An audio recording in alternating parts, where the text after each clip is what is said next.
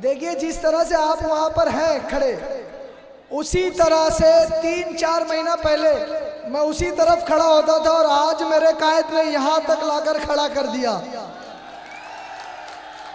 मैं अगर किसी कांग्रेस, आम आदमी पार्टी, समाजवादी पार्टी में होता तो आज दरिया बटोर रहा होता उसी तरफ। लेकिन ये मेरे कायद की नजर है कि मुझे स्टेज पर खड़ा रह के बोलने का मौका दिया और महाराष्ट्र की सरजमीन पर मुझे इलेक्शन लड़ाया और ऐसी सीट से लड़ाया, ऐसी सीट से लड़ाया जो 3 बार के बहुत पावरफुल एमएलए थे, जिन्होंने अभी खबर भेजी है दिल्ली के लिए कि दिल्ली के कैंडिडेट्स को जिताइए।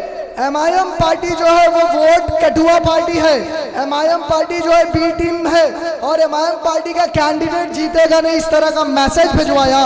वैसे कैंडिडेट के सामने जो 5,000 करोड़ का मालिक है, जिस दिन मैं फॉर्म भरने जा रहा था नॉमिनेशन करने के लिए, मेरे जेब में 130 रुपए थे, लेकिन मेरे कायद ने पूरा भरोसा करके कहा कि जाओ नॉमिनेशन कर दो, क्योंकि जहां पर ईमानदारी होती है, जहां पर दयानतदारी होती है, वह अल्लाह का साथ होता और मेरे साथ अल्लाह था।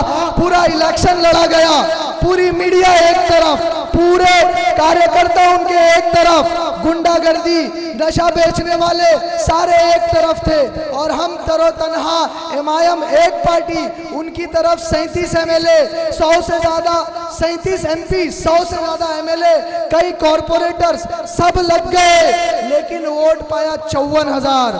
और आपको पता है मजलिस तरोतन्हा थी और वोट कितना मिला? 42,000। और 42,000 लोगों के बाद जब मैं हारने के बाद इलेक्शन, जब गली गली घूमना शुरू किया, रोडों पर लोगों से मुलाकात करना शुरू किया, तकरीबन 10 से 12,000 लोगों ने मुझसे माफ़ी मांगी और कहे कि हम बहक गए थे, हमें लगा मजलिस इतना वोट नहीं ले पाएगी और बीजेपी जीत जाएगी, हमने एक शैतान को चुन लिया। आप यकीन मानिए वही हालात दिल्ली की दोनों सीट पर मुस्तफाबाद और ओखला में चल रहा है। दिखाने के लिए यहाँ डेवलपमेंट के नाम पर कुछ नहीं है, लेकिन बताने के लिए सिर्फ बीजेपी का डर है।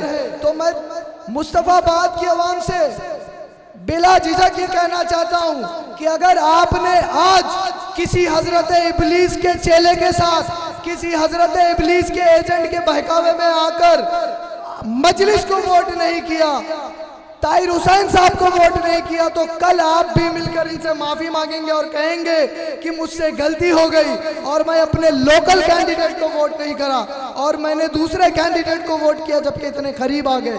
तो मैं चाहता हूं कि ऐसा पछतावा आपको ना हो।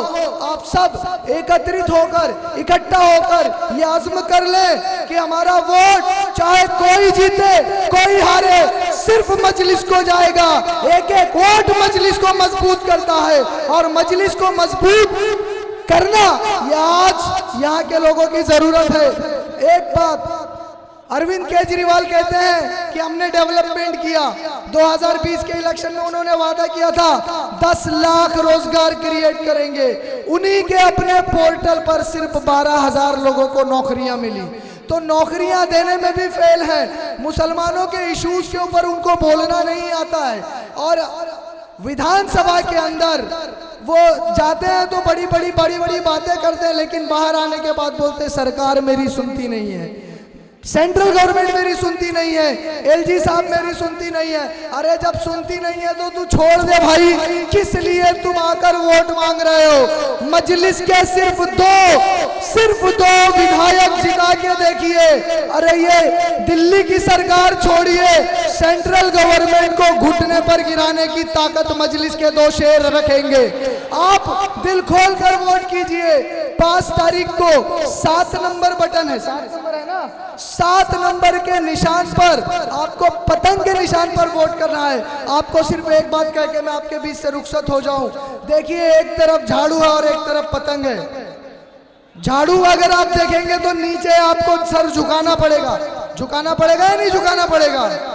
और पतंग जितनी ऊपर लहराएगी आपका सर फख्र से उतना मजबूत ऊपर जाएगा, फख्र से ऊपर जाएगा। तो 5 तारीख के दिन यहाँ की फिजाओं में क्या लहराना चाहिए? आपका सर फख्र से ऊपर जाना हया के शर्म से झाड़ू के लिए नीचे जाना चाहिए। तो फख्र से 5 नंबर 5 तारीख को 7 नंबर का बटन दबाएं और सिर्फ पतंग को वोट करें। ताहिर हुसैन साहब को आप भेजें। अस्सलाम वालेकुम व रहमतुल्लाहि व बरकातुहू। आइए